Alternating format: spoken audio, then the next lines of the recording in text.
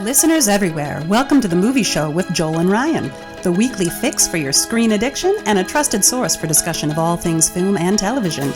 Please keep in mind that for the purposes of this podcast, Joel and Ryan are not acting as journalists, but rather fellow moving picture enthusiasts. All of their opinions should be taken as such. Also, please be warned that while Joel and Ryan may seem like petulant children, they are, in fact, adults who may occasionally use adult language. While they promise to bleep out all the worst words, it's a good bet you will still understand what they were saying. And now, with no further ado, here's Joel and Ryan.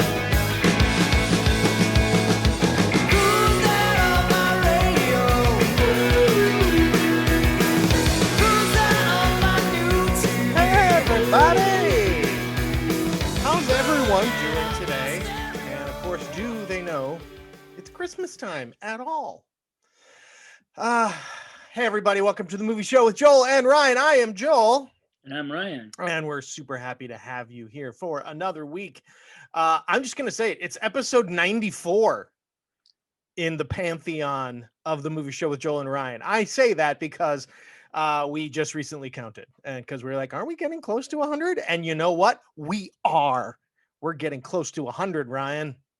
Yeah, and we better start planning because we don't want to skip an anniversary. Yeah, we might. Oh yeah, a big old milestone like that, and we just like, meh, it's 100. Let's talk 3 years before we'll get to, shoot Right. off some confetti like of that quantity. And Right, quantity. right, and that is the. So that's on the horizon. Something to look forward to. What will it be? Yeah, that'll be. It'll be one of the many hopefully positive things to happen in 2021. Is the 100th episode. I have a feeling when they recount everything that's great about 2021, It'll start because with they usually that. like on those year-end retrospectives at the end of 2021, they'll talk about back in January, this is what happened, blah blah blah, and it'll be like, momentous occasions like the inauguration and hopefully the vaccine getting out to more and more people, and of course the 100th episode of the movie show with Joel and Ryan. That'll be one of the things that I think will be on people's lips. But that's not to diminish in any way the awesomeness that is the 94th episode of the movie show. That is true. We can't get to 100 without putting out a quality 94. That is a phrase that I always say. Well, yeah, why not? I mean, it has so many applications. It really does. So we have a fun show today. I think a little bit different styled show than normal. Yeah. The news came out. This would be a good week and a half ago now. Elliot Page, who used to be known in a different time as Ellen Page, the artist formerly known as Ellen Page. Yeah. He came out as transgendered, and it was it was nice. It was big news and lots of support over social media and in the news, and which was wonderful. I'm sure a decision like that to come out publicly, being such a high profile person, is not easy. And of course, so we here at the movie show with Joel and Ryan, we since we are fortunate to have in our lives and in our fandom a great guy who has a great son who happens to be a member of the trans community, we reached out and said, hey, Rob and George, would you be willing to come on and talk to us about this? Put it in a little personal context, and just it's a great couple of people to talk over movies with anyway. Yeah, really great. And we did an episode a couple months ago now talking about trans films and trans representation in films, and George and Rob were wonderful enough to come on then. And very proud of that episode, and it's a very popular one, which we're excited about. So yeah, and it's great. As Ryan and I have said on many occasions, we say it again in this interview.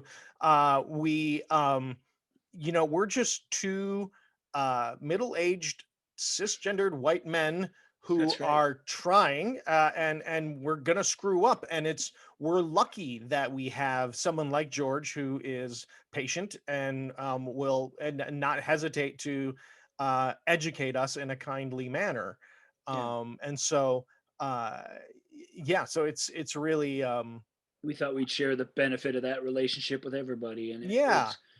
we've already recorded it. It's a super cool interview, and we hope you enjoy it. Yeah, Like so we did. so like because of scheduling, we recorded this almost a week ago, and When the but news was really pretty fresh. yeah, so but we wanted, because and also because we knew we had this interview, we could have talked about it last week, but we knew we had this coming up, and we wanted to dedicate a much larger chunk of time to it.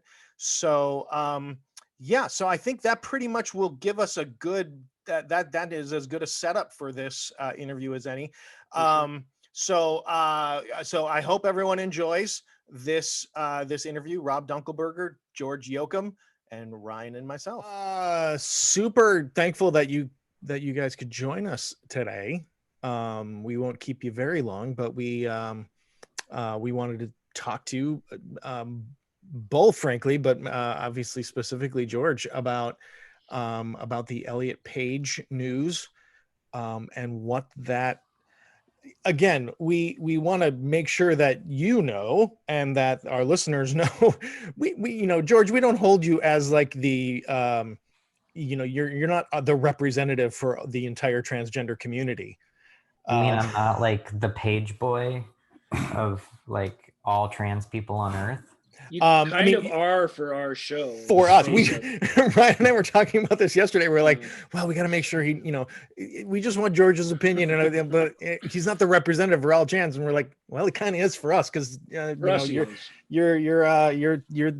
the only one that's been nice enough to come and talk to us so far. But yeah, so I mean, the news was earlier this week. Elliot Page, who had identified herself as at the time she identified as a lesbian, officially came out as transgender, pronouns he, they. Now his name is Elliot Page, and it's really for an Oscar winner or an Oscar nominee to and someone with a established career. It feels like another sort of pivotal moment. And so we wanted to reach out. It's definitely a breakthrough, from a Hollywood, from a movie standpoint, I think. Mm-hmm. Because he's established really as a pretty phenomenal talent, and we're huge fans of Elliot on the show. So yeah, just in general, I don't do a lot of sharing of political things or identity things, on social media, but she had at the time she had some really amazing things to say about just the shamelessness which people pour their hate still on the whole LGBTQ everything community. And I posted it, and I said it along with the caveat, people say, well, you shouldn't care, or you shouldn't listen to what celebrities think about stuff. And I said, well, maybe if you feel that way, you're listening to the wrong celebrities, because people have a lot to say. And Ellen Page at the time, I thought spoke really eloquently, so I wanted to share that. But mostly it's from the movie show with Joel and Ryan perspective, it's a career full of really, really great highlights.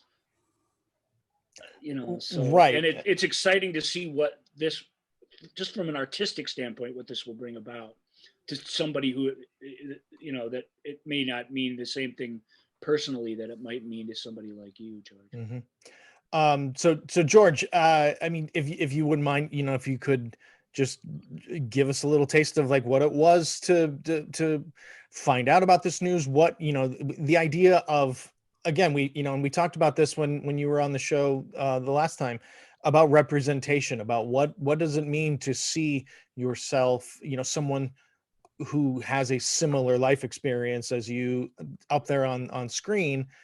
Well, how are you, are you excited about this moving forward? Are you scared about it moving forward? Could you, if you wouldn't mind? I mean, first, I think just as some like education, like when someone comes out and they start to transition, even when you're talking about them in past tense, you tend to use you still use the pronouns that they identify with now and name. Okay. Unless at like the very beginning where you're like, we were previously talking about this person and this is the same person. Because it's so much of like when I transitioned, I didn't suddenly become a boy. Like I was always a boy. It just like, it was a little muddled in the beginning.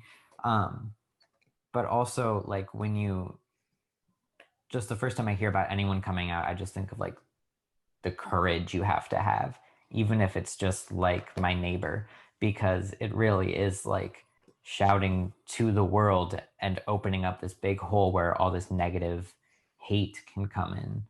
But it takes a lot of weighing for my quality of life, So when I heard about Elliot coming out, I was like, I can't believe that like he has so much courage, especially as someone who is like so well known and so famous, to be able to come out, especially like in this like crazy year we're having, Yeah, where Sure. everything's up in the air and everything's weird.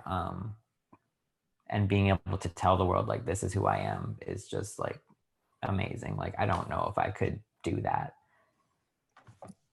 Sure. I mean, yeah, it was obviously the Instagram post where Elliot sort of made it public.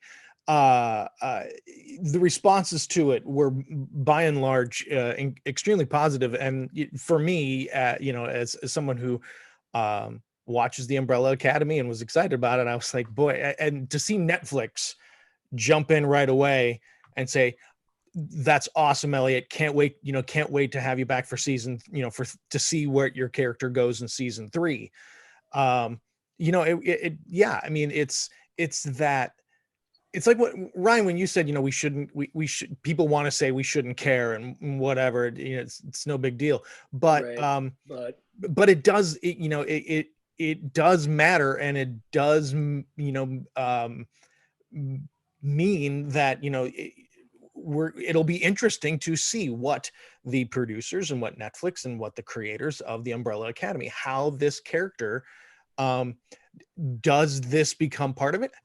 Is it not addressed at all? I mean, it's going to be very interesting. But the fact of the matter is we as viewers will see a transgendered person in a major role on a big show. Yep, on a big hit show. Yeah. And furthermore, I mean, obviously identity is everything. It is important. Certainly, personally, it's important. But in in the arts industry, in film and television in particular, where the whole game is picking, from a casting process and from just kind of how we view it, picking what you are and pegging you as something, that it's there. I just don't think there's any other industry where that's more the thing, Ellen Page and now to a certain point has been cast as a certain type of something pretty much. It's not that there's not diversity within the roles of any good actors, but they really do want to label you, and they do want to use you in the way that they are comfortable seeing you be cast in these roles. And this is somebody who is renowned, someone with a ton of talent, who now we're going to get to see how the whole industry, I hate to put all that on Elliot, but we really do get to see as a whole industry, what's this going to be? How are these, how are we all going to react? They're probably going to be growing pains and things involved. Yeah, it'll be interesting to see what kind of roles Elliot pursues outside of Umbrella Academy. As a member of the transgender community, George, would you personally, and again, this is just your opinion, would you prefer to see him tackle transgender theme things, or would you rather just see Elliot Page is, plays the computer programmer who blah, blah, blah. I think both. I mean, there's so much space left for transgender people in this industry, especially playing trans roles, because time after time we see cisgendered people playing transgender roles. Right. And now that we have a big name out there, you can't have the excuse of, well, we just can't find a trans actor that's good enough, Right. And you really don't have that excuse. Yeah. And I mean, you can't, this really just shows, and Elliot's really putting it out there, you can't pick and choose the least controversial parts of your identity. Like, you can't pick and choose. You can't be like, well, we're going to bring in the woman, but not like the trans woman part of your identity. Right. You know? Right. And I think he would bring like such a great perspective, especially as such a talented actor, to transgender roles. But at the same time, he should be able to play whatever he wants. I mean, it's not, it is, but it's not on his shoulders to prove to other people that this is the way it's supposed to be. Like, it's not on anyone's shoulder. So it's like not on my shoulders to prove to my neighbor that like all trans people are great. Right. Because it's really like none of their business. But when you're in this big role and you're so famous, like bringing that perspective to shows and stuff, I think would be great to have some trans representation playing a trans person. To speculate, one of the things that Elliot talked about in his post was this, this idea of finally loving yourself. And again, it goes back to, we had talked about this in your last appearance, that finding your authentic self, who you really are. And I was about to say Elliot Page is the same, has the same talent that he had on December 2nd that he had on December 1st. However, maybe that's not true, because if he is open and is his authentic self, there could, he could be an even greater performer now that he has access to, this, or there's no impediments, maybe, nothing blocking. There's potential for with personal growth to show up in your performances, though. It's a good point. Sure. So again, it'll be fascinating to see. I mean, do you think, is that a from your own experience, from you getting more knowledge about who you really are, you're not an actor with, going to auditions and everything else all the time, but just in your personal journey, do you feel like, am I even remotely on the right track there, that, that maybe you feel like, yes, you are the same person you were, but maybe you don't have, maybe you feel like there's a greater potential to yourself now? I think I've noticed, and I think like my family members have noticed, that the longer and longer I've been out, the more open and energetic and positive I've been about myself, especially around the time I was transitioning, which was like, I don't know, 7 years ago. Sure. There was so little representation of transgender kids and adolescents. So I pushed myself into this box of like hyper masculinity, which is like not really how I am. So the longer I've been out, the more I've been able to explore my gender, my identity, how that correlates with other people, the world, and also improving my mental health around that. I'm more open and honest and outgoing, and I think that will really play a role in playing a character. I Yeah. mean, you've noticed Yes. my changes. Absolutely. Yeah, that's great. And that is a good point to remember, that this is a continuous journey, and that just because Elliot has come out and said this doesn't mean like, nope, and that's it now. We made it. we made it. No, he even said, it's wonderful, but it's fragile. That was the word that he used. It's fragile. And that, that, I think that's accurate, because it's going to be a journey. And while he has Umbrella Academy and seemingly has the Umbrella Academy family in his corner, obviously there are going to continue to be there'll be setbacks, there'll be struggles, but there'll hopefully be many more successes. Yeah, especially in the beginning when you're trying to prove to other people that like this is how it was always supposed to be, because there's always going to be people questioning it. So proving that to other people, then also trying to prove that to yourself, and also be joining this new community. So it's just like so many things at once, and you need to figure it out, and it's going to take time. But then as more time goes on, the more you like learn about yourself, like anything, like even just like growing up, like the longer you're alive, the more you learn about yourself. But it's like magnified when you're like trans or LGBT or anything, Yeah, I mean, I was reading, there were some members of the lesbian community that felt like, oh no, he's abandoning us, it's part of the lesbian community, and it's like, well, no, he's still going to be supportive of that community. He's just figuring out who. That feeling is understandable, though. I mean, I kind of get where they're. I don't get, when you think it through, you don't get where they're coming from, but you can understand that reaction. Oh, we lost one of our own that was such a powerful voice for us and represented us in all these different projects here since.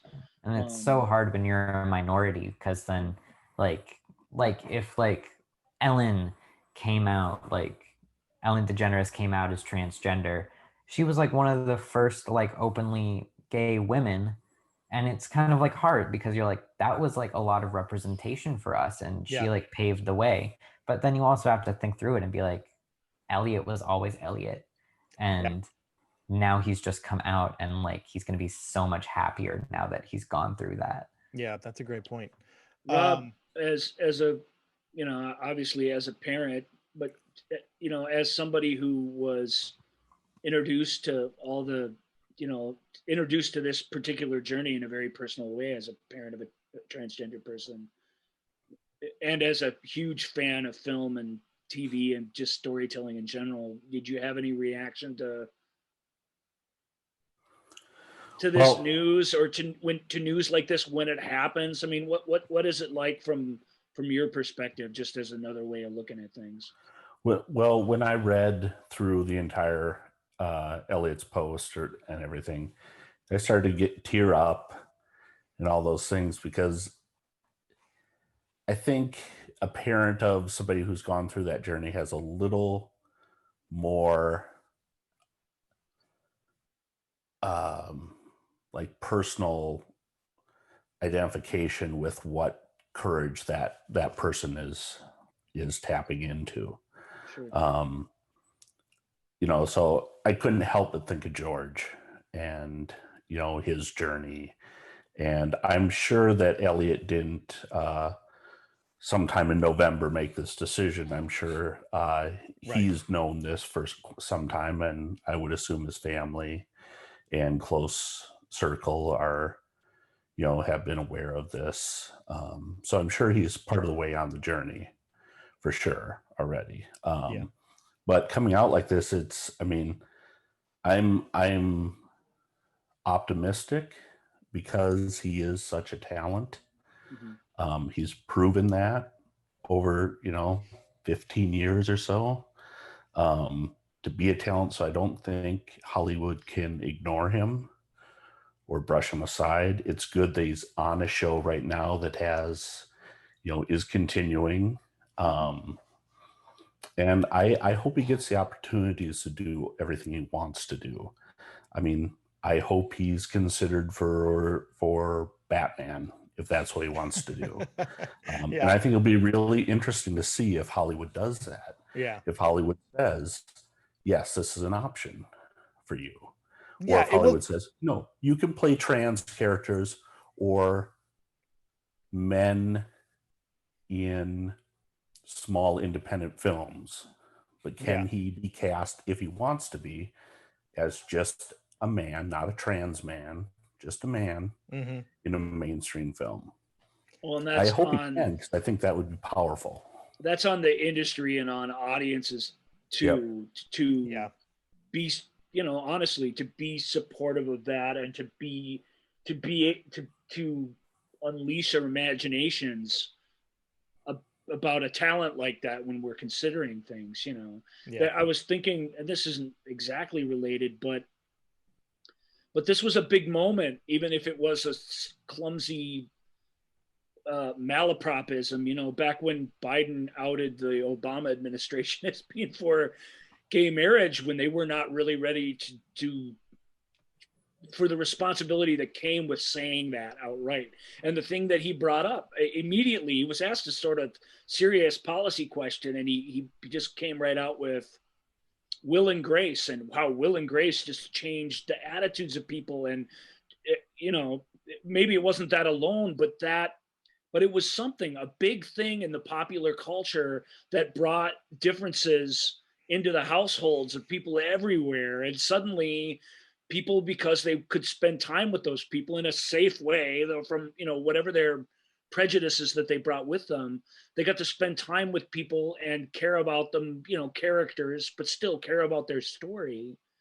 And there is the potential for the magic of, you know, the big screen or the little screen to open us up, open our empathy up. People who are not directly going through these things, we get to learn about them. And I think mostly it's a big deal. You get to get comfortable with it over time, and quicker when that sort of thing happens. That, you know, will and grace, because the vice president at the time thought a certain thing about them and said it in public, then advanced policy in our government that led clearly in a much quicker way than we were expecting. But it, you know, something that was due, it led to marriage equality, you know, when it was past due and much needed. Right. And in the fact that the Biden brought up transgender in his, you know, in his acceptance speech. Right. Oh yeah, I cried. That's a great point. Yeah. So I mean, I guess these are all. I mean, Laverne Cox. The Hollywood has been trying to figure out what to do with Laverne Cox, because clearly there's a talent there, but they still don't know how to, you know, how to utilize that talent properly. In my opinion. But you know, so I mean, it'll be curious to see. It will be very curious to see. And yeah, I mean, we hope that the just having representation up there and just having someone as immensely talented as Elliot Page does help move the needle, because and George, you know, you wisely said the last time you were on the show, you know, that you recognized in those of us who don't have you know, direct experience with any of this, that we all can relate to having a sexual preference, you know, even if it's just a different one. And that transitioning is a whole different thing that is much more difficult, I think, for outsiders to wrap their brain around. It's not that it's still a core identity issue, but it's a more complex thing for those of us who aren't feeling it to adapt to. And I feel like the more people that are out there that are true to themselves, I really, you know, I don't know. For me, I really do think it's a really positive thing that has a lot of potential within the industry and within humanity. And that's what we love around here. We love the story behind the story, which this certainly is, but we love the stories that change our attitudes and open up our hearts and make us walk a mile in someone else's shoes. We just think that's the whole ball game. So what we've found that in telling George's story, whether I'm telling someone or George is telling his story or whatever, you're talking to a group of people that's what makes a connection, not reading something in a magazine or something like that, but a real person that you've already identified with, that you're in the room with, say, or in Elliot's case, hopefully somebody who's been in their hearts and minds for 15 plus years as a performer that they admire, that these sorts of things, these personal stories, this identification is what can make that change happen in people's minds. And hopefully this is a huge step forward in the world. Mm-hmm. Now you guys do, I'm trying to remember from the last time you guys were on, when you were on together, you guys do are part of some organizations, right? That you do either some work with or just outreach with. I would love to make sure to if for people who might want more information about supporting transgender rights and just helping, do you guys know of any, or could you share any organizations that are worthwhile? Well, one of them is called Transforming Families, and it is an organization, it's a support group where parents come and they bring their trans kids, and the parents have their own meeting and the trans kids have their own meeting, depending on age. So there's like a teenage age, and then a preteen, and then a little kid, and then like a daycare. And you go, and it's just a big support group just to like meet other people, and people on all stretches of the journey, like just starting or years in, get to come and talk about their shared experiences or fears, or and it gives the parents a chance to meet other parents, and then the trans kids a chance to meet other trans kids. Sure. Which, especially when I was there, was really hard because no one really was openly transgender then. That's a great resource for anyone. Yeah, I think it's Transforming Families Minnesota. Yeah. You can find their website, and it's a great resource for anyone starting the journey or on the journey who doesn't have support or answers to questions. I think once you're on their website, I can't remember if it's private to begin with and you have to get allowed in. It's private. Yeah, once you're on, there's resource pages on how you go about getting the name change, how you go about getting documents changed, and all those things that are can be overwhelming when you're dealing with a transition like that. I'm sure. Yeah. I mean, my transition would have been completely different if they didn't have a place to go and like bounce ideas off of other trans parents. Sure. Because for me, it was just kind of like a play date type thing, you know? Well, yeah. Well, and like you said, just seeing other people that, you know, like you said, even if they're not full, you know, if they're not out as transgender yet, at least just, you know, being around others who are somewhere along the journey. Seeing the possibilities, like going and seeing happy people that are also transgender. Yep. Wow. And that's what Elliot can represent to gender actors or people who are discovering that maybe they're transgender and interested in acting. It's like hopefully I will see that there's a place for me. And someone outside of the gender binary. Yeah. Mm-hmm. Well, you guys, thank you so much. We're so happy that you guys are willing to come on and talk to us today. And yeah, and obviously, we can't you know, stress enough that you're not you're just happen to be a person that we know, two people, frankly, that are on this journey. I already called together. George our resident trans expert. So transgender correspondent. So you just have to.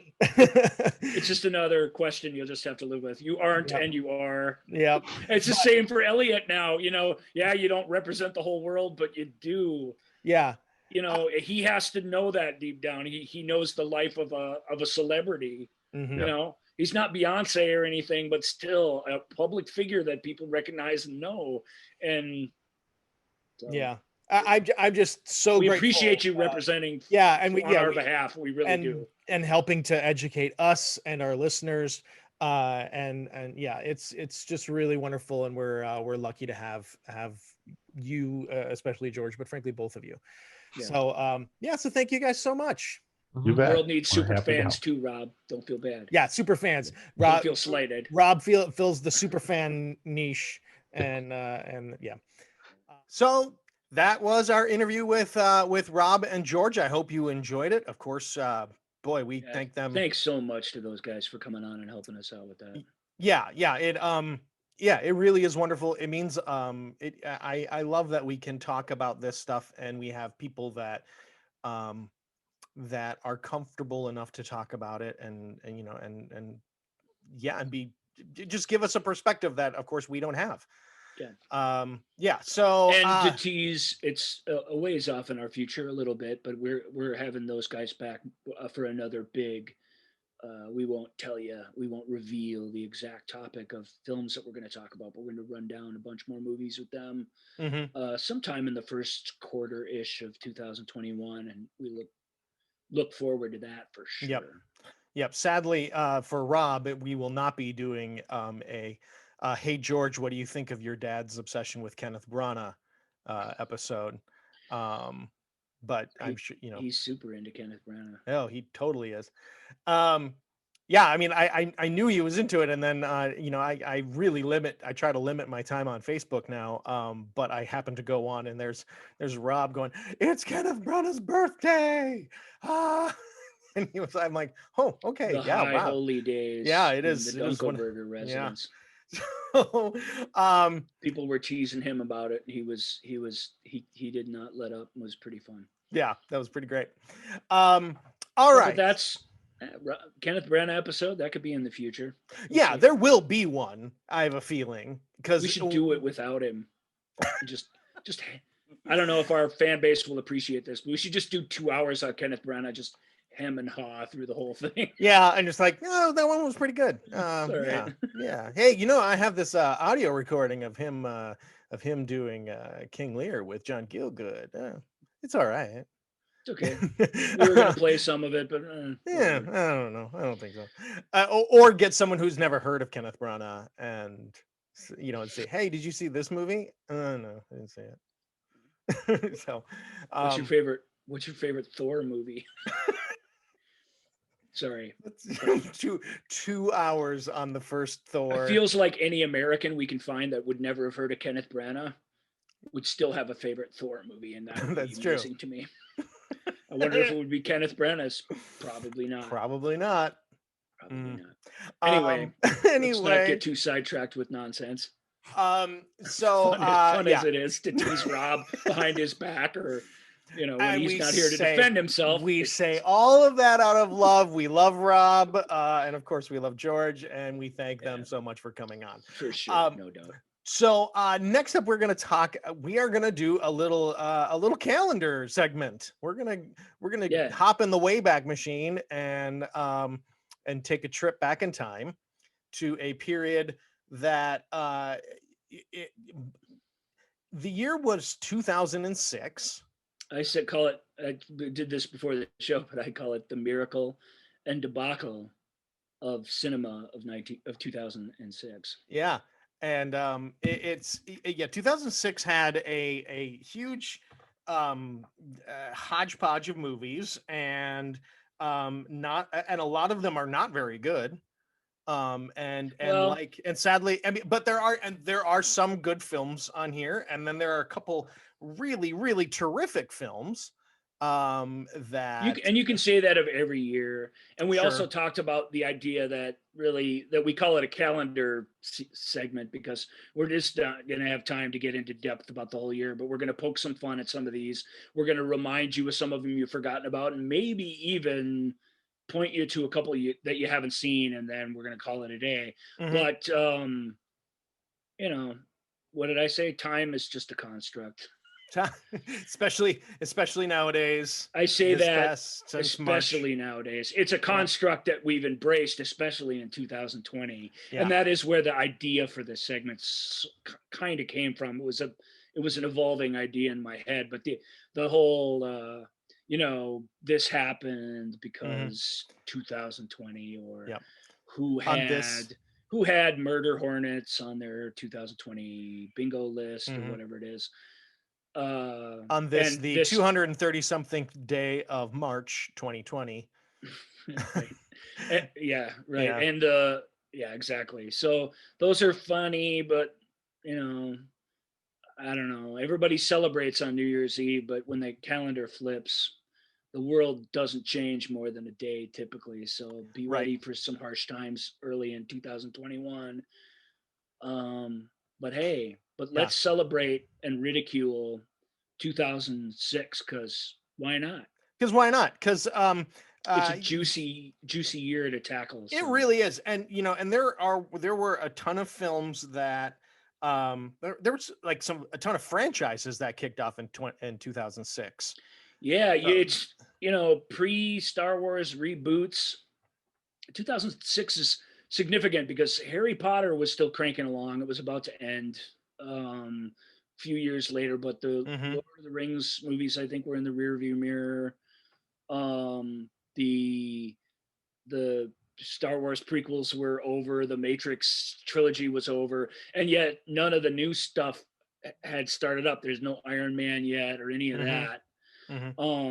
There was one sequel that actually topped the box office in 2006. Yeah, well, let's do that. Let's go through the dreaded top 20 box office hits of 2006 before you call me out for being insane for thinking 2006 was an awesome year in cinema, which I truly believe. Here's what everyone went to see. And, here's what all that babysitting money and free air conditioning dollars were spent on. Yep. There's a couple good ones in here, but a couple. This top 20 is it's rough. It's a little rough. Number one is Pirates of the Caribbean, Dead Man's Chest. Yeah. I remember all the articles that came out when that came out and was clearly a monster hit. Saved the summer. Ooh. Dead Man's Chest. Yeah, I mean, it did almost. The summer movie season was very lackluster up till that point, and they needed a monster hit, and they got one with. I like Dead Man's Chest, actually. I love the bonkers action in it. I think making the Pirates movies a saga was maybe a little ill-advised, but I still am joyful when I watch that. Their escape from Cannibal Island is one of the most giggle-inducing action sequences in all of movies. We talked about that one on our fight sequences episode. Right, the Wonder Wheel. Yeah. On the beach with the Dead Man's Chest, or the fight to get to it. It also is just berserk. It's crazy. It's really, really fun. It's like ballet. Yeah. Next up, Night at the and it doubled. I mean, it almost doubled its nearest competitor here at number 2 in terms of box office. So it was a giant hit. So we don't hate that so much, but it is a rather ignominious box office champ, I have to say, in terms of it being a fairly unsubstantive movie. But you haven't even heard about unsubstantive yet. Number 2, Night at the Museum. Terrible. Nothing to be said about that. That's an awful movie. Number 3, Cars. I mean, I don't know. I'm not super into Pixar movies, but it's not one of the most well-regarded Pixar films. Yeah, here's the thing.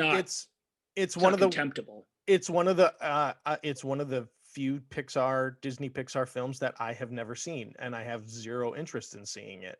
It's got Paul Newman as an old talking truck. Yeah, I mean, it's got, and I'm sure it's a fine movie. It's just, I don't know. There's something about it that's weird to me. Cars driving around a track, and then there are cars in the stands. And I don't know. There's something about the car, cars watching cars. It's weird. Keep reading, and we'll get to why maybe Cars was a refreshing change. Well, I'm sure. Next up, X-Men: The Last Stand. Just awful. Certainly. Which was the Wolverine is the worst. X-Men Origins Wolverine is the worst X-Men movie by a long shot, but this film really derailed that series in terms of quality.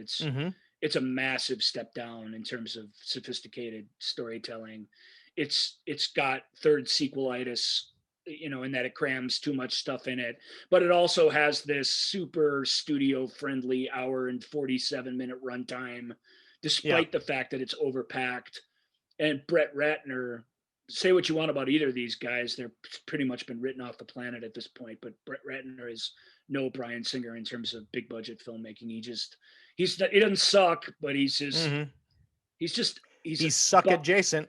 He's bought and sold, that's why he became a financier instead of a filmmaker late in his career, because why not? I mean, it's all the same to him. And I don't want to dismiss a person's entire work, but that's a terrible X-Men movie. Next up is the Da Vinci Code. Every time you see it. Yeah, the Da Vinci Code is up next. I like the Da Vinci Code. Yeah, I like it too. I mean, it's Tom Hanks. It's America's sweetheart, and it's not one that makes the top of this list. It doesn't. A fun movie based on a fun book.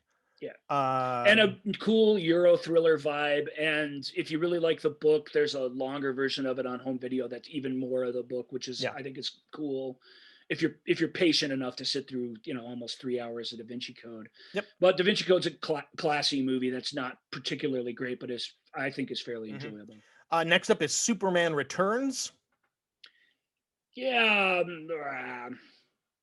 So the reason Ratner's doing an X-Men movie is because Bryan Singer jumped ship from Fox to do Superman Returns, which is a continuation of the Richard Donner, Dick Lester Superman films of the late 70s and early 80s. And it's got the same music in it, and it's kind of it isn't a direct continuation of it. It doesn't really hold itself to being a direct continuation, but it is. The character is the same. He has the same shared history, and that's not great. It's relatively dull. There's this one fantastic sequence in it. It's just fantastic, where the hard thing with Superman is you have to create a thing that is difficult for Superman to handle, and that takes quite a bit of imagination, because Superman can do just about anything. But it's weird. It's got the same sort of Boy Scout. Well, anyway, he has to stop a big 727 from crashing out of the sky without ripping it apart. Right. It's everything you want in a Superman sequence. The whole sequence takes your breath away, and it's really fun, and it's just awesome, and it has a great funny ending where he brings it down in the middle of a baseball stadium with an audience who haven't seen him for years and applaud him, and you're just like, yeah, this movie's going to be all right. Because that's at the beginning. That's it is kind of right it's at the end of the first act, basically. Yeah. Superman returns, ta-da, and then it doesn't suck. It just isn't good. Yeah. And a film with that budget, that was the most expensive film of that year. And it was just written by a bunch of guys who are trying to write a story about a Boy Scout, but just fundamentally don't get it. Yeah. So Singer's direction and some cool performances aside, and some amazing effects, it still leaves you just going, It also has some weird Superman stalking people bits in it, but agreed. But that's always been part of Superman, and you guys complain that he's too perfect. So, let him creep around in the shadows and watch his ex-girlfriend. Let him be a super voyeur. Well, we all say, God, if we could see through anything, and if we could hear everything for miles around, I mean, how would we behave, really, especially if we were obsessed with somebody? There was lots of complaints about that they made Superman creepy, but he only does it just a teeny tiny bit before he gets ashamed of himself. And, what would we do? What would you do if you had all those powers? Think about that for a second, then ease up. There you go. Next up is Happy Feet. The Happy Feet, Oscar-winning Best Animated Film of 2006. Talking critters dancing.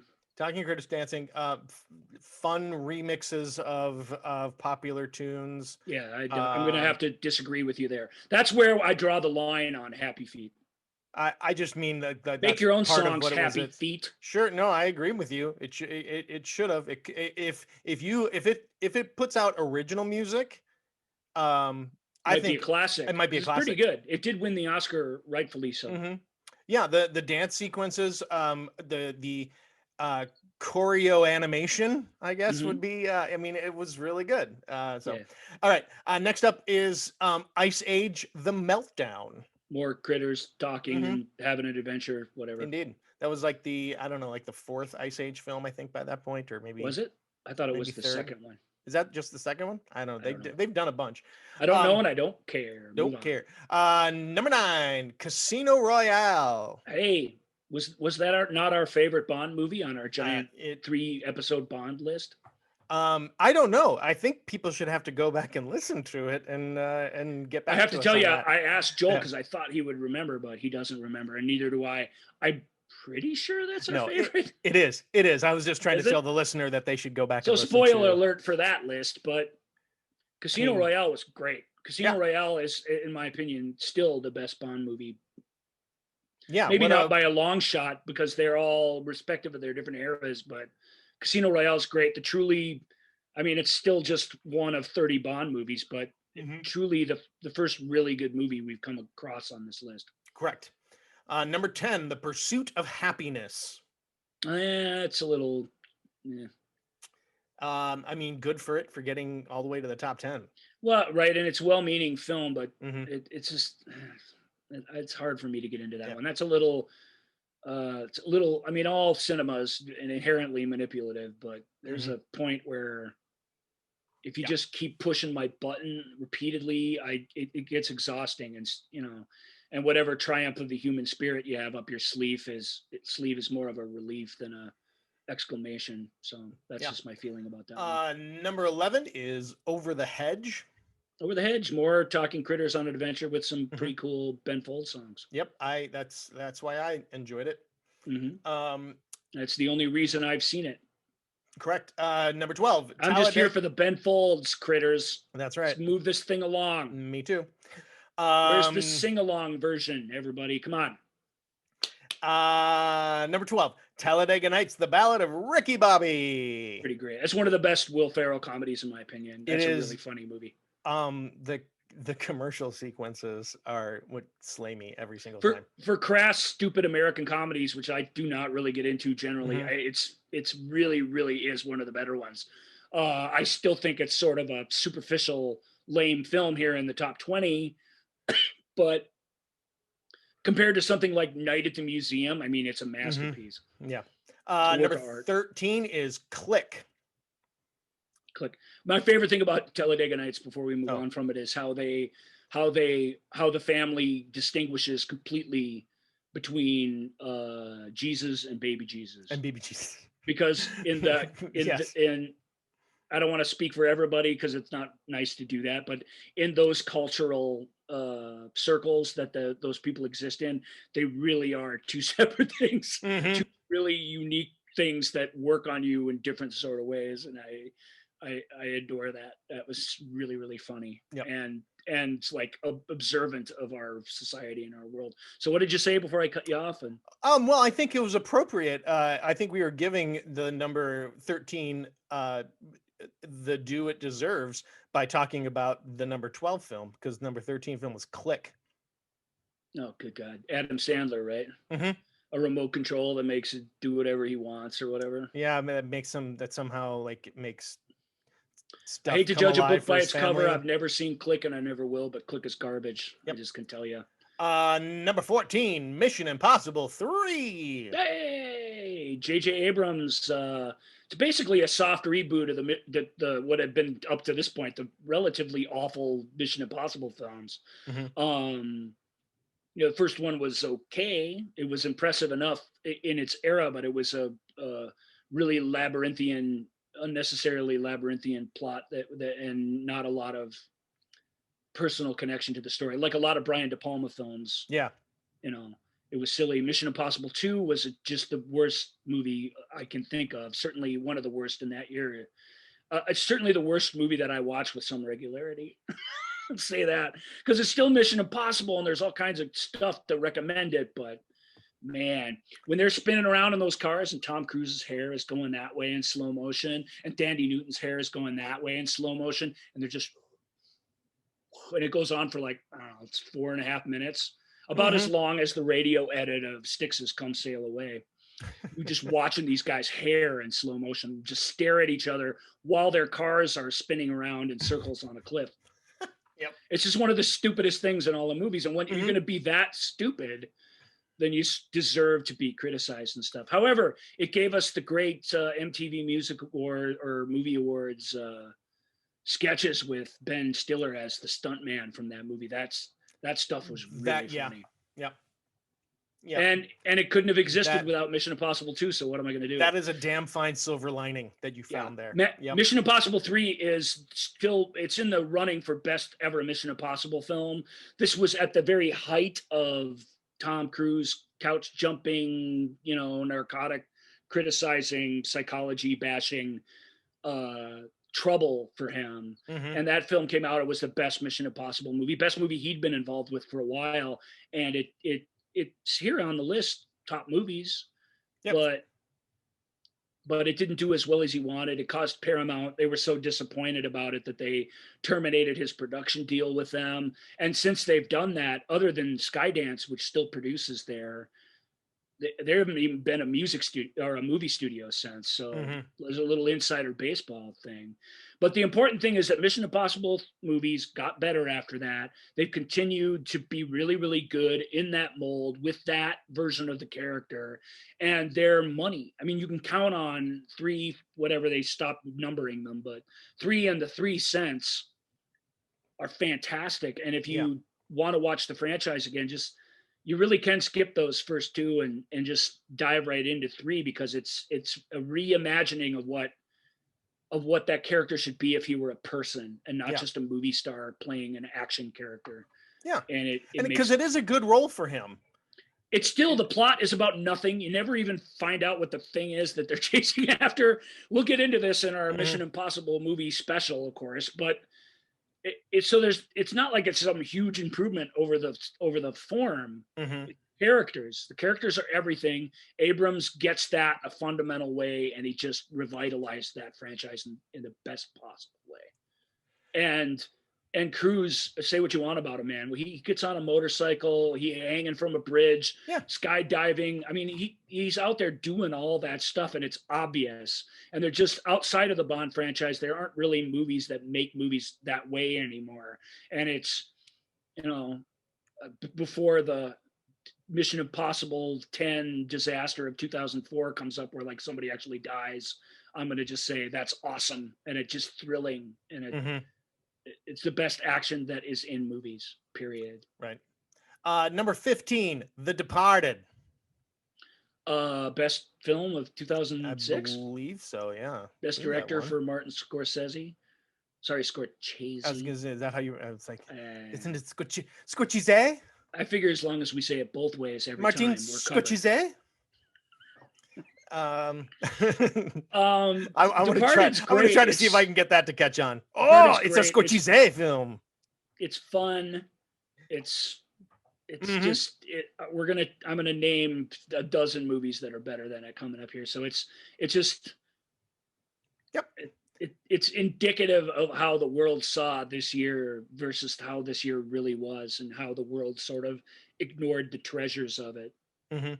But I don't want to just rip The Departed, because The Departed is a blast. I mean, it's funny, it's exciting. There's the moments of great tension. There's all kinds of crazy surprises, but it's slight.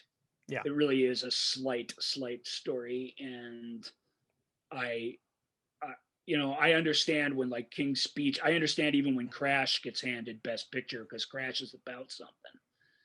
It's not really that great a movie, but it at least has the balls to be about something.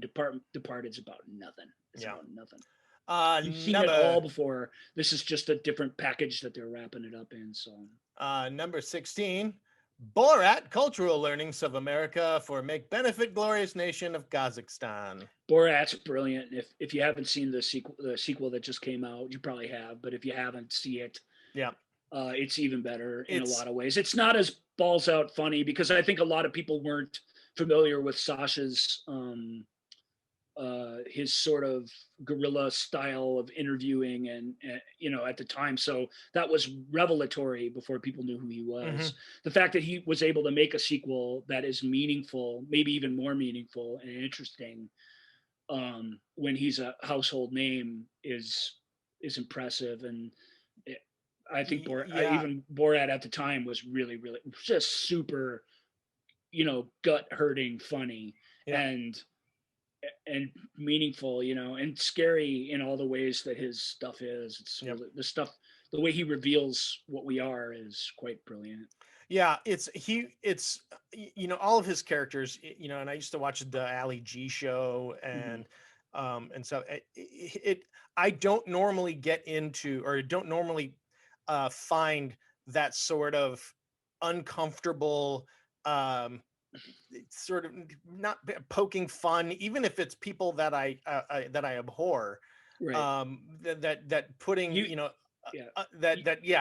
sort of it candid goes camera, he goes you know. he's a comedian who pushes the edge. So if he's going to show up as a flamboyantly gay European male model at a Southern wrestling, you know, event in Texas or whatever, then there's some sense that you're not really playing fair even with the people that you're victimizing with your comedy, because you're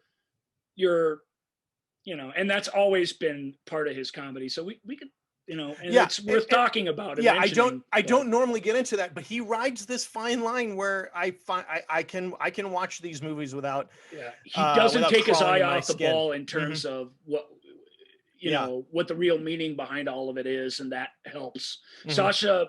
Sacha Baron Cohen is a cartoonish and larger than life figure as we know him, but he's also a really smart, very thoughtful humanitarian inside, and that not obvious in obvious ways sometimes, but that just can't help but come through his performances, and that helps it redeems it truly.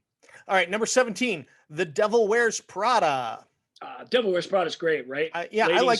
You can have that one. Yeah, I like Devil Wears Prada. It's eminently rewatchable. I mean, it's Anne Hathaway, sort of at that moment where people really still liked her before she kind of became this divisive figure for some reason. I've liked her the whole time. Yeah, I mean, I like Kristen Stewart too.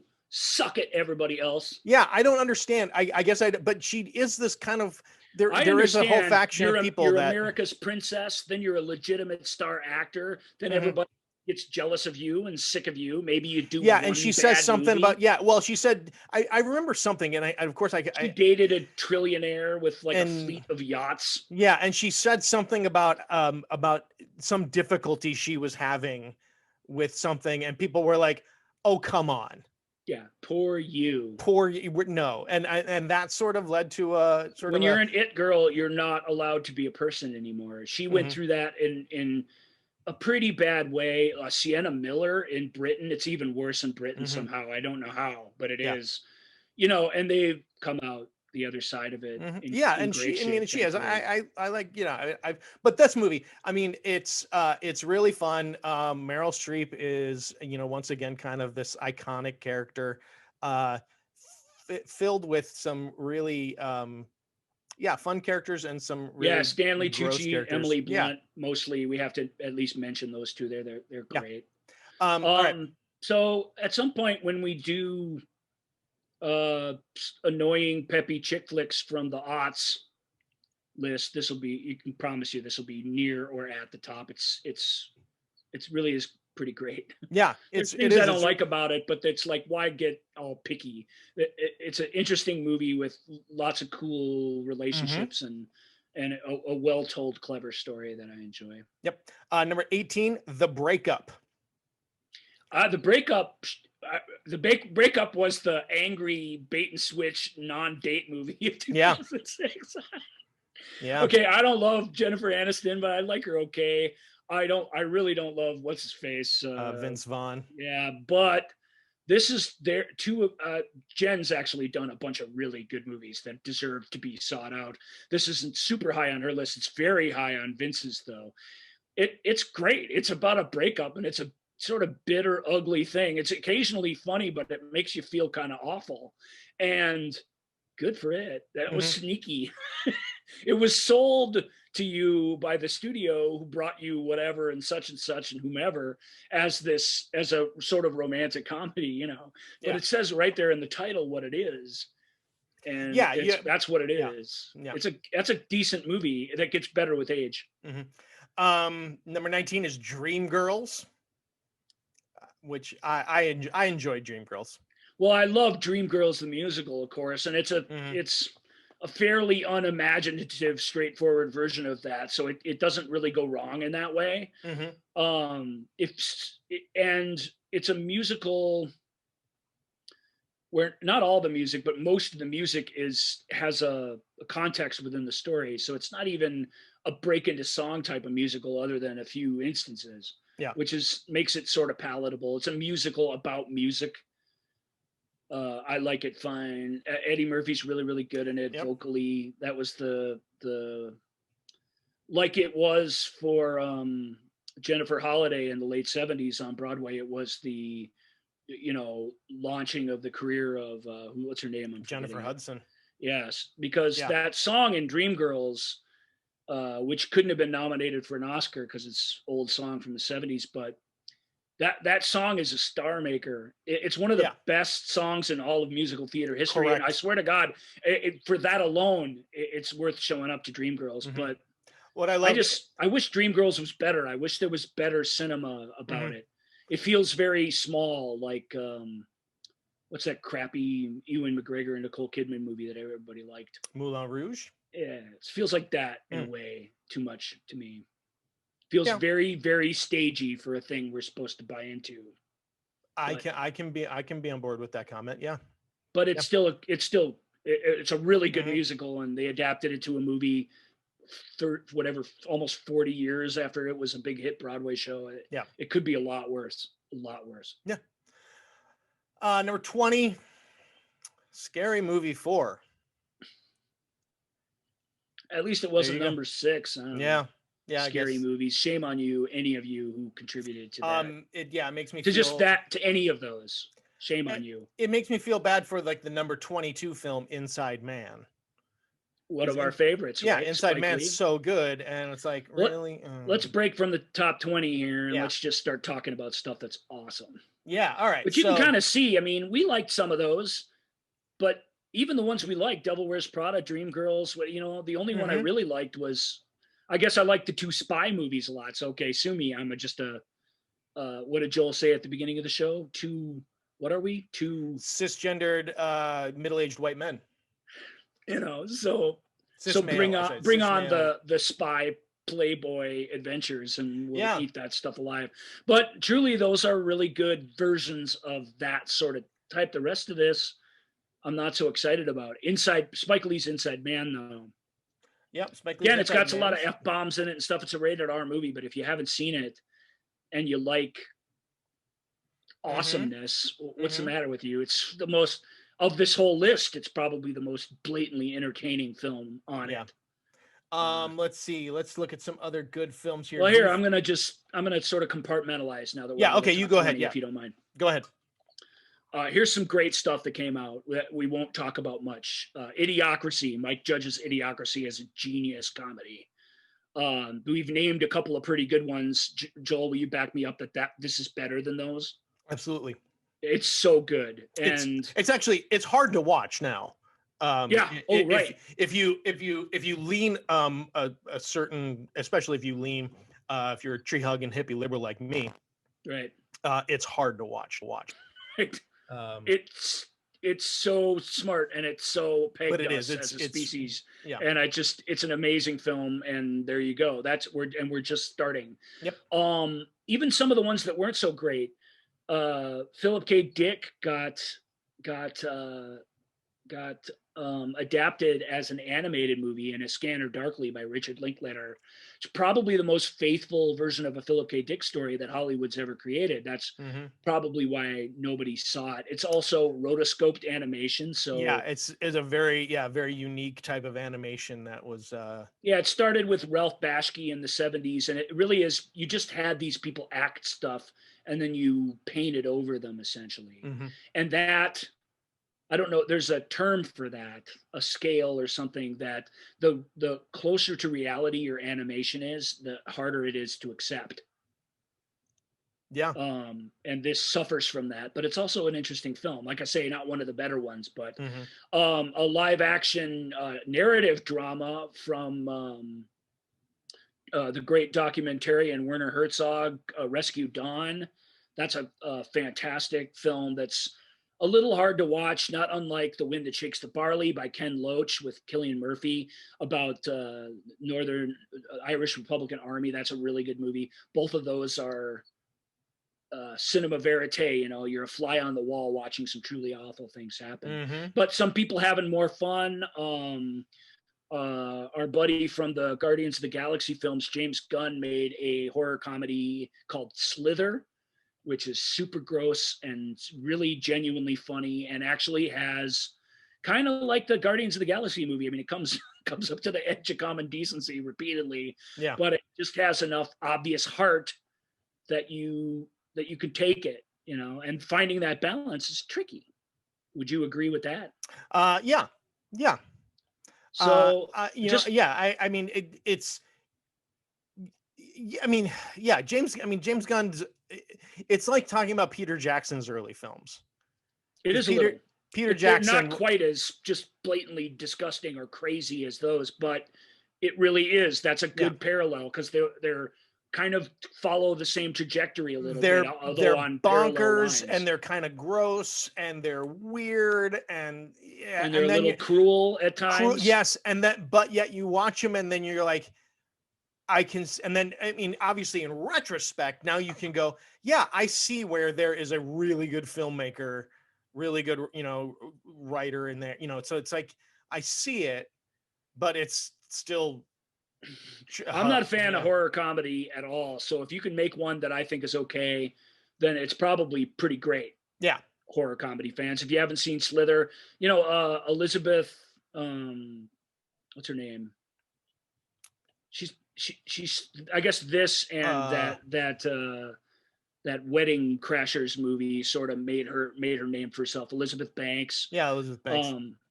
You know, it's full of the Sean cast the entire like Joss Whedon fan club at the time in that film, and they all come off pretty good because they're used to that light and breezy material, and that makes the sort of gross out stuff fun instead of just horrific. But it's suitably horrific too. It is still a horror movie. Yeah. Just looking at some of these that I love: The Matador, Three Burials of Melchizedek Estrada, Hollywoodland. They're really, really good small films that not a lot of people saw or bothered to take in. The Ridley Scott and Tony Scott each had a movie come out. Both of them are among their worst. Tony Scott's is Deja Vu. Yeah. Which, to even say what that movie's about, it's a high concept crime thriller. To say what it's about is to sort of ruin it. But Tony Scott with his resident superstar leading man, Denzel Washington, for the third or fourth time. That's a fun movie, actually. Holds up pretty well. Ridley's Good Year with Russell Crowe is less good, but as far as well-meaning romantic comedies, it's kind of a nice one because it's kind of an adult one, if that makes any sense. It doesn't, the people aren't super lovable, and they have to become so. And that's a little bit of what those types of movies used to be like. You know, this time of year we got Scrooge. It honestly follows that sort of template where this guy's got to learn some lessons, figure things out, and somehow, which is hard for us as people, change direction. And just to its credit, I kind of like that. Some cool sports movies: Invincible with Mark Wahlberg. If you can tolerate Mark Wahlberg, Invincible is really fun. Howdy, a mom for me. Yeah, true story. We Are Marshall, which I always joke around, is the film. I was so into films in 2006, I think I saw the We Are Marshall trailer 80 times in the theaters. And I always use it as the example of the trailer that really makes you feel like you saw the whole movie. Because it's a 3-act trailer. It really does show you everything that you're going to experience. And, the studios have focus grouped all of us. And it turns out I'm the exception. It turns out we really want to know what we're going to see. We don't like when we come to the breakup and think we're going to see a funny romantic comedy with Jennifer Aniston. And what we end up getting is a horrible descent into terribleness during one of the worst cinematic breakups on screen. Yeah. It's mean. We don't like being tricked. So no one was tricked by We Are Marshall if they saw the trailer. The trailer tells it all for you. To be fair to We Are Marshall, though, it turned out pretty good. The other decent Disney-fied sports movie of 2006 was the basketball movie with Josh Lucas. Can't remember what it's called. It's not jumping out of me here. Yeah, I'm not remembering. It's a good movie. It's called Glory Road. Oh, yeah. Yeah, I've heard of it. Yeah, Glory Road. In 1966, Texas Western coach Don Haskins led the first All Blacks starting lineup for a college basketball team to the NCAA National Championship. It's like all sports movies, it's a fun, true story, underdog story. You just love everybody to death and want to hug them all when it's over. Hurrah, hurrah. There's nothing wrong with that. Right? There's nothing wrong with that. And let's talk about, Joel, because I know you're a huge fan. Let's talk about the late, great Paul Walker for a second. I'm always ready to talk about Paul Walker. Paul Walker's 2 of his 3 best movies came out in 2006. He declined to take part in Tokyo Drift, which also came out in 2006. So that's not one of them. He's not in that one. Nope. All right. Okay. Yep. I can't remember what the name of those movies are called. Oh, Fast and Furious. Fast and Furious fans. Oh, yeah. Fast and Furious, Tokyo Drift. Stuck with us this far to episode 94. I don't know why, because we don't care about you at all. And we demonstrate it week after week after week. So if you're still here, we love you. But we have to tell you that even though we're giving a shout out to your man, Paul Walker, his best movies are not a Fast and the Furious movie. They are... This one I always thought was funny. They are Disney's, directed by Frank Marshall's 8 Below. Yeah. It says right on the poster, almost as big as the title, it says, the most amazing story of survival, friendship, and adventure ever told. It's a story about a dog handler in Antarctica who, because of a storm that besets them, has to abandon his dogs. And what's worse is he abandons them while they're chained up outside. So they have just very little chance of survival under those circumstances. It's about his fight to get back there, to raise the money, because it's no small bit to go to Antarctica. It just isn't. It's a big deal just to take a trip there. So he got to raise money so he can go back and try and save them as the winter goes on. It's a good movie. It's in the great Disney tradition. That said, most amazing survival, friendship, adventure. I'm going to say on survival, it might be somewhere in the top 100. Friendship, 3,000 something, maybe. Adventure, maybe top 400. Right. So it's not. But if you put all those together, you get to, is there a movie? It's like watching House Hunters. There's never a movie. There's never a house that checks all the boxes. This one, you got me. That's true. All right. It's fun family adventure. It's half Paul Walker getting really upset and half dogs trying to survive in the Antarctic winter. And of course I prefer the dog parts, but it's all good. It's fun. And what I think is his best movie and his best performance is Wayne Kramer's Running Scared, which is it's a great movie. One of the best of 2006. It's a dark, drug-addled crime drama, like evil fairy tale of a film. And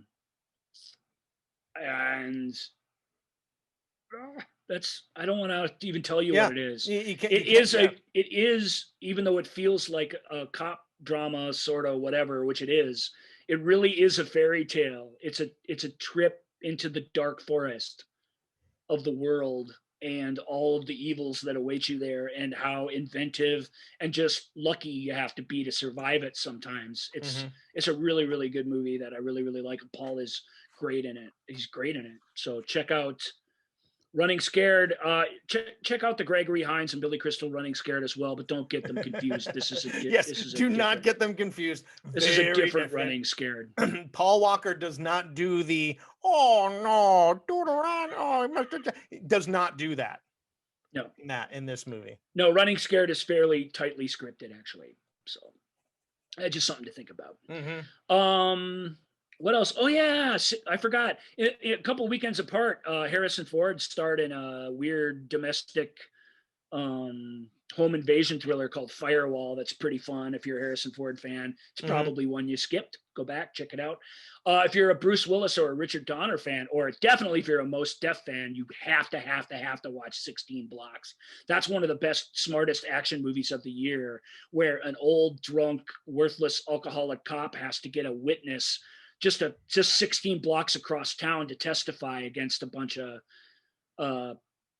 guys who are being protected by dirty cops led by the great David Morse. And they're just under siege physically, mentally the whole time. It's really cool. And Willis, with his real hair that he sort of grew out like you would if you wanted to look like you had actual hair, playing a guy. First time I saw him play a man of his age. One of the last really great movies that he's in, where he plays this alcoholic loser who he could give up at any moment, but this is, for whatever reason, this is the day he decides he's going to do his job. And he does the hell out of it. That's a really entertaining, fun film that you guys should check out if you haven't seen it. Better than Firewall if you got to pick, but they make a great double feature with 16 Blocks as the second one. What else we got? I got a couple that are kind of staples in our household. Sure, but if you name one that I want to put in the final list, then I'm going to cut you off. But go for it. Okay, is one of them The Holiday? No. Okay, yeah. The in terms of romantic comedies, it's just a fun, fluffy. If you are looking for something slightly better than your Hallmark movie channel holiday, corporate woman goes to a small town and realizes that love can exist anywhere. This is, The Holiday, Cameron Diaz, Jude Law, Jack Black, Kate Winslet, yeah, good Eli Wallach. It's lovely. Too bad because films like The Holiday are generally awful, and the films that have come in its wake, the ensemble holiday related romantic, are really, really bad. The Holiday is really cute, fun, well-meaning movie that I genuinely like. The Hallmark special comparison is apt. Yeah, but it's like if you took one of those movies and seriously, it's Kate Winslet. She's amazing in everything she does, and she elevates the material. And Jude Law's great, and this is Jack Black when they were, when it was like, well, is Jack Black going to be a mainstream superstar? What's going on with this? But he's he's entertaining. He's doing his Jack Blacky, he's filled with Jack Blackiness.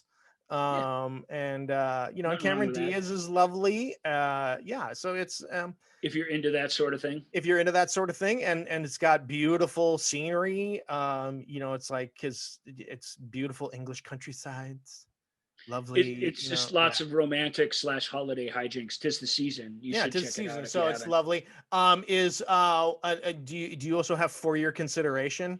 No, that's a great one though. Yeah, I love For Your Consideration. Another one of the Christopher Guest mostly improv films. And part of that, Waiting for Guffman, Best in Show. And this one is the story of making a movie, Home for Purim. It's this gritty family drama, and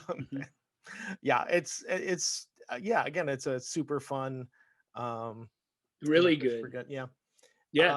So go ahead. The other two, I don't know. I honestly don't know how you feel about these other two films. So you might like them, put them on, have them high on your list. So I'm a little. Maybe I should hold off on speculatively at all. Yeah, I'm going to hold off on these two. I'm going to hold off on these two and see if they make the list, and if they don't, I will. Well, and then add them to my big finale. Because actually, these two films that I'm holding off on are, to me, two really terrific films. So there's a good shot they might be on the list. Let's talk foreign movies real quick. Yeah. Emu Zhang did the third in his epic Chinese dynasty films, Hero, House of Flying Daggers, which is my favorite, and then this one, Curse of the Golden Flower, just really fantastic. The only one I haven't seen. So good. Yep, I love Hero. I mean, it's not as good. It's a bit of it's a more epic, bigger movie than House of Flying Daggers, but it's not as magical a movie. It's a more serious sort of epic drama, if that makes any sense. So it's still great. It's House better of Flying than Daggers. Hero. Better than the So Weinstein edit of Hero for sure. House of Flying Daggers is it's like poetry in motion. It's it really is, but so good. Did not come out in 2026, and we're running out of time. Yep. Lives of Others won Best Foreign Language Film, which, as it was still called then, at the 2006 Oscars. We've talked about it back in our You Need to Watch More Foreign Movies episode. Go back and listen to our breakdown there. The Lives of Others is a near perfect movie. It beat Pan's Labyrinth for Best Foreign Language Film at the Oscars, and Pan's Labyrinth is a nearly perfect film as well that we've also talked about. So just to give you an idea of kind of how fantastic that stuff was. And then one, despite having a couple of Western stars in it, notably Kristen Scott Thomas, there's a French film called, I can't remember what it's called. It's got a super generic name, which doesn't help it either. I'll get there. You don't mind waiting for me, do you, Joel? Nope. It's not Flicka, is it? It is not Flicka. I'm just going to... It's Tell No One. Ah, okay. Tell No One's one of those movies. It's French, so, I'll live with it. But it's one of those movies that really sneaks up on you. It's one of those perfect rating, 100% fresh movies. Again, when you count it in this list, it's kind of amazing. Catherine Hardwicke, who just made Twilight, they gave her all the money she wanted to make her next film, and she made a movie called The Nativity Story, which is also topical for this time of year. Yeah. The Nativity Story is really, really good. I mean, as far as intimate biblical movies go, which there are many, maybe we'll do a series on those at some point. It's a really, really good one. I mean, it's really impressive. It tells the story of the Nativity with a great amount of sensitivity and a large amount of like societal verisimilitude for just making you understand what the world was like during those times. We often get the Sunday school version of the Nativity or of Noah and the Ark, and those they're great stories, which is why they make great coloring books. But the Nativity Story it's called. It's really, really good. Yeah. A great animated movie called Renaissance. It's a French movie, but that bunch of movie stars, Daniel Craig and some other folks, voiced over it. It's one of those weird animated movies that's all high contrast black and white animation. Mm-hmm. So it's a little hard on the eyes, but that's also what's kind of brilliant about it, is the simplicity of it. It's a cyberpunk story. It takes place in the future. Very cool. Last King of Scotland is spectacularly awesome, but we won't talk about it much. V for Vendetta. Yep. Is that on your list, Joel? No. I mean, I do. I knew it would be. I knew it would be brought up. So not in the top 20, but V for Vendetta is one of our favorite comic book movies of all time. Correct. It's a sadly immense funneling down of a great epic source that we talked about in our Alan Moore episode. Mm-hmm. But the Wachowskis and James McTeague and everyone involved, I feel, got to the heart of what that graphic novel was about and gave us a visually and very intelligently told sort of comic book movie. So we love that one a lot. Mm-hmm. There's a Western called Seraphim Falls where Liam Neeson is hunting Pierce Brosnan across the American Southwest to kill him. If you like postmodern Westerns, that's a good one. If you can handle really dark postmodern Westerns, our buddy Nick Cave wrote a film directed by John Hillcoat called The Proposition, which is a dark Australian Western. But if you want to watch a fun one that's also pretty dark, I recommend Seraphim Falls. That's a lot of fun. All the King's Men, The Guardian, The Sentinel, Black Dahlia, Rocky Reboot. We talked about the 9/11 movies, right? Two of the top ones came out this year. United 93, which we both agree is Again, how many times have I said it's a perfect movie on this list? I haven't even gotten to my favorites. Yeah, I mean, United 93 couldn't be better. There's not a domino out of place in it. Yeah, if you want to watch a movie, about, if you want to watch a very realistic story about terrorism or whatever. But the point is, credit where credit is due. I mean, this is the guy who was making the Bourne movies, and he took time out to tell this sort of incredible story. And it's not all, they don't know what happened on that plane, but you believe it. Yeah. And that's kind of what storytelling is about. So lucky number 11, Hollywoodland. Don't forget Snakes on a Plane, Joel. I know you were going to bring that one up if I forgot it. Well, let me check that. Scribble that one off. Apocalypto. You know, even the movies that are weird. David Lynch makes Inland Empire, which is tough to watch. Apocalypto by Mel Gibson was a big story of that year. Little Miss Sunshine. Yep. Right? The great indie road movie. That's a fantastic film. Yeah. Why weren't any of these in the top 20? It's irritating to me. How many dancing digital critters do you need? Penelope, Goya's Ghost by the great Milos Forman. Soderbergh put out The Good German, an Academy ratio black and white post-Berlin World War II film with Cate Blanchett and George Clooney.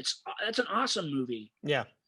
Robin Williams in a film with Toni Collette's best ever performance, The Night Listener. If you haven't seen The Night Listener, oh my gosh, yeah, wow, that's good.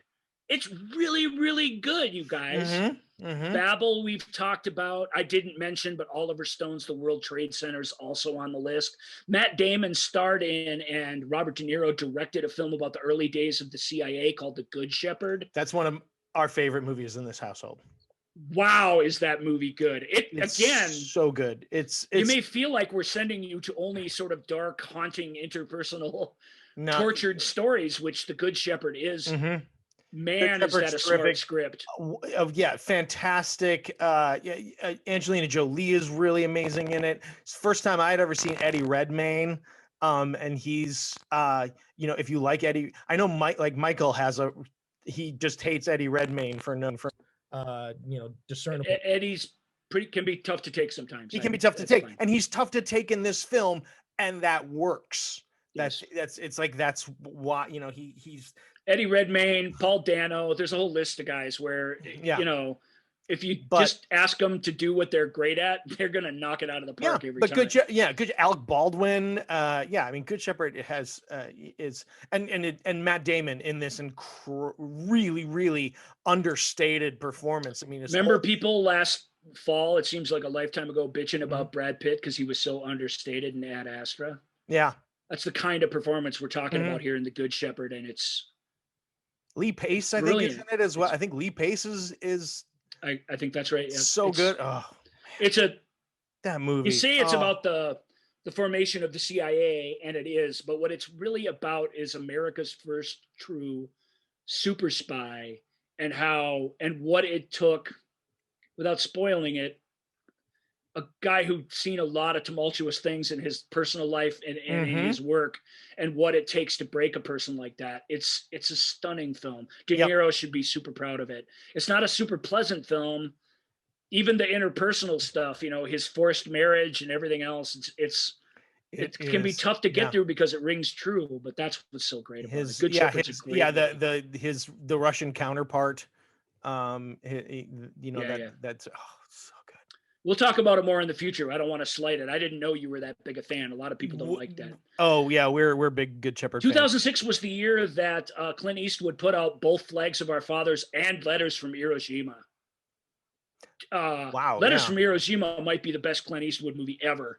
Flags of Our Fathers is quite good. Together, they tell the whole story of the Iwo Jima invasion in a kind of amazing and wonderful way. So, our buddy he's on top of the world now, Joon-ho Bong, the South Korean director, he put out The Host in 2006, his monster movie that we talked about. That's a great film. There's a remake of The Poseidon Adventure that we talked about in our disaster films. It's better than you'd think. German director Tom Tykwer directed what was considered an unadaptable book called Perfume into a movie. The book and the movie are both about the sense of smell. They're about a diabolical serial killer in post turn of the century France who also makes perfume. It is unadaptable and it's horrific and it's over the top and terrible, but I swear to God, in the best possible way. And it sounds like it's in a foreign language, but it isn't. So there's nothing to be scared of. Check it out. Oh, there you go. Yeah. Perfume. All right, we're out of time. We can't talk much about Miami Vice or The Hills Have Eyes. I'm okay with that. Or The Queen. Yeah, The Queen's really good. Came out in 2006. Mm-hmm. The Queen is really, really good. Yep. And The Queen opened the floodgates for those of you who wanted stories about the royals that are still alive. Before that movie, they didn't want to make it. Kind of taboo. It was a thing that you just don't talk about. And finally, they just said, you know what, this is an interesting story, and the lady's never going to die. We're doing it. Yeah. And The Queen is great. And most of the stuff of that nature that have come afterwards, pretty good too. Am I right? Yeah. Yeah. I also want to give a shout out to The Painted Veil, which I really, really love. The Painted Veil is a period morality play that takes place between an English couple serving in Shanghai in like, I want to say the 20s or 30s during a cholera outbreak. Cholera, the most romantic of ancient terrible diseases. Indeed. But it's great. It's Edward Norton and Naomi Watts, and it's really, really good. Okay. I said Pan's Labyrinth, did I not? You did indeed. We've talked about Children of Men before on the show and how it is so awesome. It's just unbelievably incredible. It's so 18 million times better than The Departed, which it is. Yep. Really, I mean, if I get one vote for Best Picture of the Year, I'm going with that. There's also two fantastic interpersonal dramas that are very difficult to get through, but are very much worth your time. One is called Notes on a Scandal, with Cate Blanchett, and I can't remember the other woman in it. Penelope Wilton? No, that ain't right. Helen Mirren? Somebody like that. Notes on a Scandal. Judi Dench. Oh, Judi Dench, right. No Blu-ray and Notes on a Scandal, so it's been a while since I've seen it. Anyway, I remembered it was good. That's what's important. I'll also say another movie along those lines that's great is a film called Little Children by actor turned director Todd Field, with Kate Winslet and Patrick Wilson and the great who showed up in a couple of movies this year in sort of a big comeback year for him, Jackie Earle Haley, who's fantastic in it. Little Children would be not out of my top 3 for best movies of the year, although it's not fun. So I don't watch it. It is not fun. It's really good though. It's really good. It's a 5-star film, which most of these we're talking about now are. I mean, here's a film that's not a 5-star film, but I love it anyway, is Darren Aronofsky's The Fountain. Yeah. It's a, what do they call it? It's not, we call them interlocking narratives, but this isn't interlocking. It's, if I'm smart, I tagged it so I don't have to remember. It's a parallel narrative. Yeah. Parallel narrative. So 3 different stories happening across the span of time. One during the Spanish Inquisition, one so far off in the future we can't even conceive of anything remotely like it, and one sort of in the present day. And they all are about a love story between these 2 people who we're to guess are reincarnated. If you feel the need to take the story literally, you really shouldn't take The Fountain literally. You should take it as the sort of love poem that it is. The movie itself tries to tell you, to the point that one of the characters in the movie spends her entire time in the movie trying to convince her lover that it's not to be taken literally. And there's something weird about it and difficult about it. Kate Blanchett and Brad Pitt were going to star in it. It was going to cost like $200 million. And then they dropped out to do the least interesting segment of Babel. Also came out in 2006. And they were replaced with Hugh Jackman and Rachel Weisz. And Darren Aronofsky was married to Rachel Weisz at the time. And the whole thing is basically like his love letter to her. It's really full of love, even though it's also really super weird and gross and difficult to wrap your arms around. But love can be a tricky thing. And this movie sort of shows you that by showing you 2 total archetypes of love stories throughout the ages. I like Aronofsky. I think he's kind of brilliant. I really like that movie. All right, then the dueling magician movies, one of which is about dueling magicians. We don't need to go into these too much either because we'll talk about them in the future. Certainly, we will talk about Christopher Nolan's The Prestige, which is, again, I know it's a little tricky of a film, but why on earth was that movie not in the top 20 of the year? I know it's sort of a modest film relatively, but what do you have to do to get mass audiences to come see your movie? That movie didn't even gross $50 million. Didn't even make its money back domestically. It's preposterous. Yeah. It's preposterous. The Prestige is for everybody. It's a crazy, wild, amazing film with big movie stars doing incredible things. Yep. I love it. I love it too. It's amazing. The other one, a little more subtle, is The Illusionist with Edward Norton and Jessica Biel, and one of my favorite all-time Paul Giamatti performances. I know he's got a jillion that are really, really good, but for some reason, this dude in The Illusionist, there's a moment where Ed Norton's character looks him in the eye and says, "My God, are you completely corrupt?" And Paul Giamatti, without missing a beat, goes, "No, not completely." Yeah. It's so, I can't do it. I just looked like Ryan the Clown Show, and I tried to do that performance, but Giamatti does it in a way where it's so from in here and it's so honest. He's defending.